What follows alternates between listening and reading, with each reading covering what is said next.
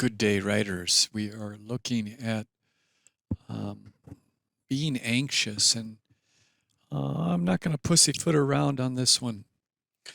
Last night I had a serious bout of food poisoning and found myself believing I was knocking on heaven's door.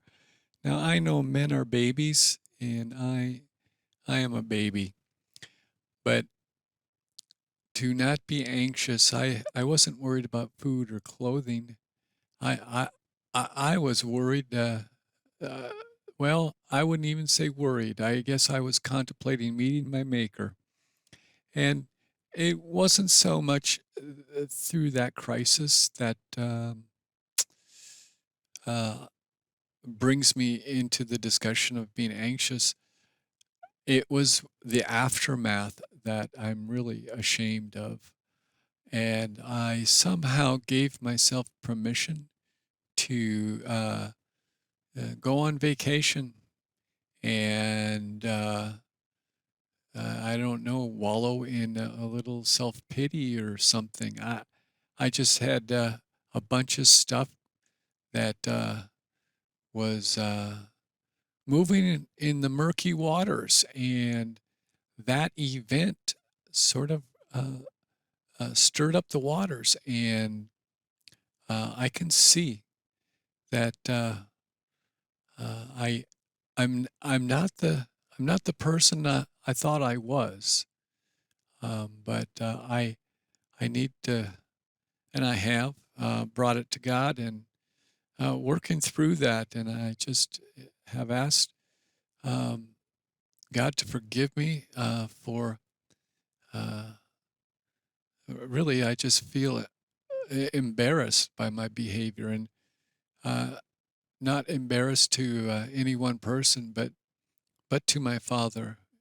And I'll be working through that the next couple days and trying to get my sea legs under me.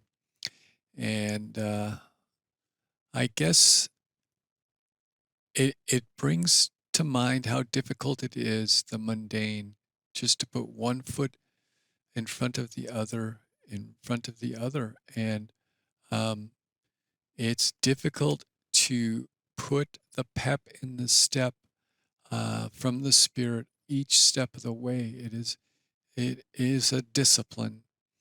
And I guess when Jesus is talking about not being anxious uh, for food and clothing, and he's he's really addressing the basics there. And I think if you can not be anxious uh, to have your interview with your Father, that's good as well. Um, the issue that I'm having is the aftermath, when what I thought was going to happen didn't happen, and the permissions that I gave myself to sort of fall apart. I guess I wouldn't put it any other way. But I've got to bring that to God um, and uh, get beyond it, and that's well within the reach of God's mercy and grace. And looking forward to getting back on track. And I guess there's nothing like real life stuff. And I think that one of the things that I heard that has stuck with me is that preachers, which I am not, are good at telling us what to do, but not very good at telling us how to do it. And there is where the trouble lies. There's really no one way to tell you how to do this stuff. You have to do it on your own and practice. It's a practice like medicine or law.